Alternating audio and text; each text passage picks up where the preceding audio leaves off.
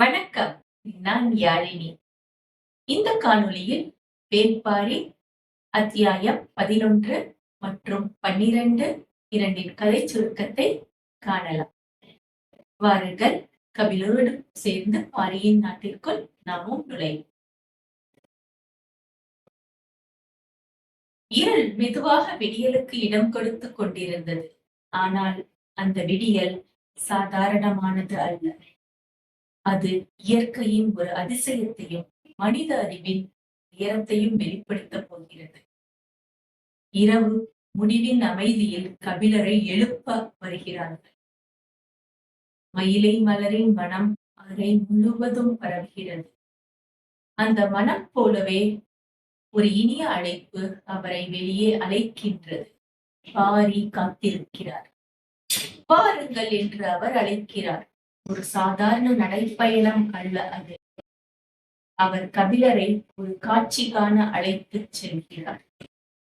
அதிகாலை இருளை கிழித்து இருவரும் மலைமேல் ஏறுகிறார்கள். அங்கிருந்து தெரியும் எவ்வியூர். இயற்கையோடு கலந்து வாழும் ஒரு நகரம்.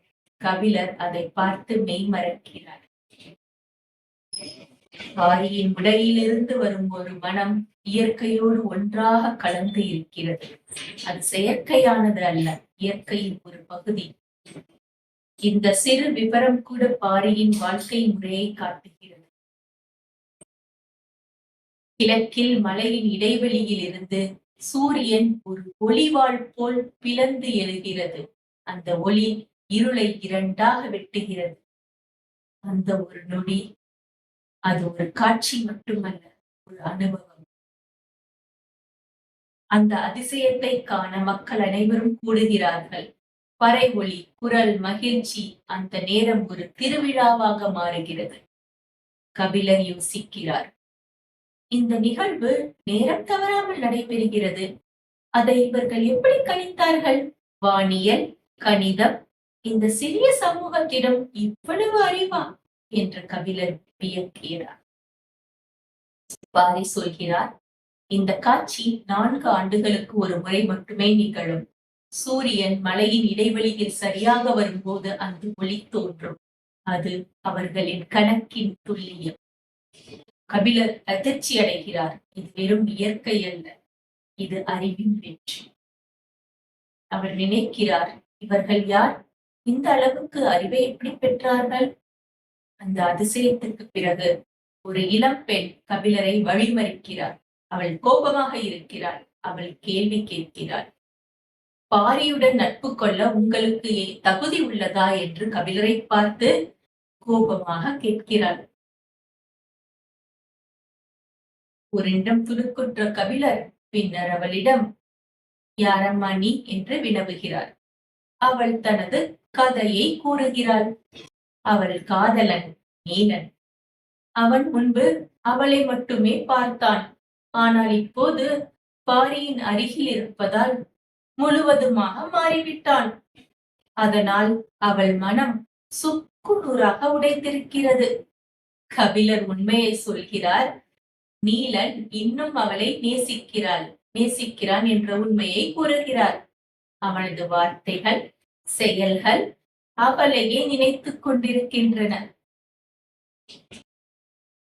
அந்த பெண் முகத்தில் மீண்டும் நம்பிக்கை மலர்கிறது. கபிலரின் இந்த வார்த்தை அவளுக்கு மகிழ்ச்சியை அளிக்கிறது. கோபம், காதல், அதிர்ச்சி, அமைதி. இந்த அத்தியாயம் சொல்வது இயற்கையின் அதிசயங்கள் மட்டுமல்ல, மனித மனங்களும் அதே அளவு ஆழமானவை.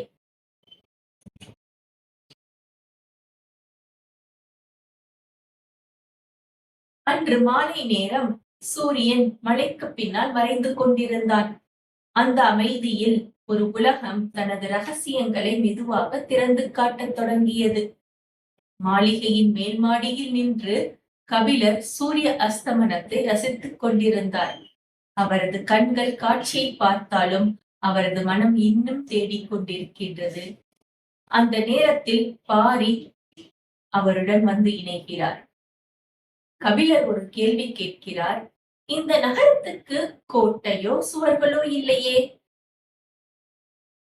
எவ்வாறு பாதுகாக்கிறீர்கள் என்று கபிலர் பாரியிடம் கேட்டார். பாரி சிரித்தார்.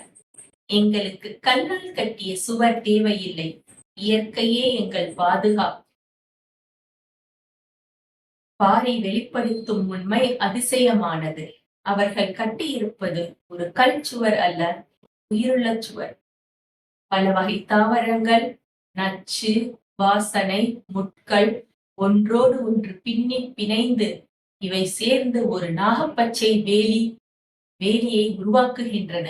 அந்த வேலியே அந்த ஊரின் கோட்டை சுவர். அந்த வேலி சாதாரணமானதல்ல.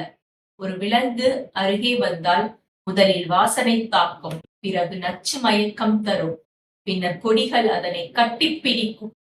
இயற்கை தானே ஒரு காவலனாக மாறுகிறது. கபிலர் ஆச்சரியத்தில் கேட்கிறார், யானைகளை கூட விரட்டும் மரம் இருக்கிறதா? பாரியின் பதில், ஏழிலைப்பாலை. ஏழிலைப்பாலை, இதன் வாசனை யானைகளையே ஓட வைக்கும். ஆனால் அதற்கு ஒரு ஆபத்து உண்டு. அது மனிதர்களின் உணர்வுகளையும் தூண்டும். அதனால் தான் பாரி சொல்கிறார், ஒவ்வொரு திசைக்கும் ஒரு மரம் மட்டுமே. அதிகமாக வைத்தால் அதுவே ஆபத்தாக மாறும். இது இயற்கையை பயன்படுத்தும் அறிவு. பாரி ஒரு கதையை சொல்கிறார். முருகன் கூட வள்ளியை வெல்ல இயற்கையின் உதவியை நாடினான். அந்த கதையில் காதலும் யுக்தியும் கலந்து நிற்கின்றன. இந்த நகரத்தின் மிகப்பெரிய ரகசியம், அதை காக்கிறவர்கள். அவர்கள் பெண்கள். அவர்கள் பெயர் நாகினிகள். நாகினிகள் தாவரங்களை அறிந்தவர்கள், பருவங்களை புரிந்தவர்கள், பாதுகாப்பை உருவாக்குபவர்கள். அவர்களே நாகப்பச்சை வேலியின் உண்மையான காவலர்கள். இரவில் விளக்குகள் ஏற்றப்படுகின்றன. ஆனால் அவை சாதாரண விளக்குகள் அல்ல. அவற்றில் சிறப்பு கலவைகள் சேர்க்கப்பட்டிருக்கும். அந்த விளக்கினால் பூச்சிகள் அணுக முடியாது. நகரம் பாதுகாப்பாக இருக்கும். இது ஒரு ஒளி வலை. அனைவரும் காத்திருக்கிறார்கள் ஒரு முக்கியமானவருக்காக. அவர் வருகிறார். அவர்தான் குலநாகினி. அவள்தான் இந்த முழு அமைப்பின் தலைவி. பாரியும் கபிலரும் குலநாகினியை சந்திக்க செல்கிறார்கள். அங்கு புகை நிரம்பிய சூழல், மங்கலான காட்சி, தெரியாத முகம். கபிலர் அந்த மர்ம முகத்தை பார்க்க முயற்சிக்கிறார். இந்த அத்தியாயம் அந்த பதற்றத்தில் முடிவடைகிறது. இந்த அத்தியாயம் சொல்வது, இயற்கையை வெல்ல முடியாது, அதை புரிந்து கொண்டால்தான் வாழ முடியும். இந்த காணொளி உங்களுக்கு பிடித்திருந்தால் யாழினியின் குரலில் சேனலை சப்ஸ்கிரைப் செய்து என்னோடு இணைந்திருங்கள். நன்றி.